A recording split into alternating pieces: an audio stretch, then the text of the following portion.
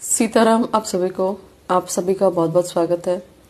देख लेते हैं कि इस वक्त आपके पार्टनर के माइंड में क्या चल रहा है आपके लिए। देख लेते हैं। फर्स्ट ही कार्ड यहाँ पे 2 ऑफ कप्स का है। आपके पार्टनर के माइंड में चल रहा है कि कैसे आपके साथ में रीयूनियन किया जाए, कैसे आपके और इनके बीच में जो भी मिसअंडरस्टैंडिंग है उसको दूर किया जाए, कैसे आप दोनों में आई हुई दूरियों को खत्म किया जाए, कम किया जाए। अपनी फीलिंग्स, अपने इमोशंस को आपको शेयर करना चाहते हैं। अपने फीलिंग्स, अपने इमोशंस को कहीं ना कहीं आपके सामने ओपन अप करना चाहते हैं।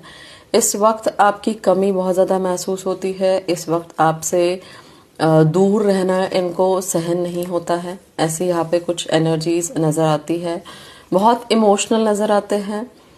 4 ऑफ कप्स की एनर्जी है। आपको याद करते हुए आपकी कमी इनको बहुत ज़्यादा महसूस होती हुई नज़र आती है। लाइक, शेयर, कमेंट ज़रूर कीजिएगा।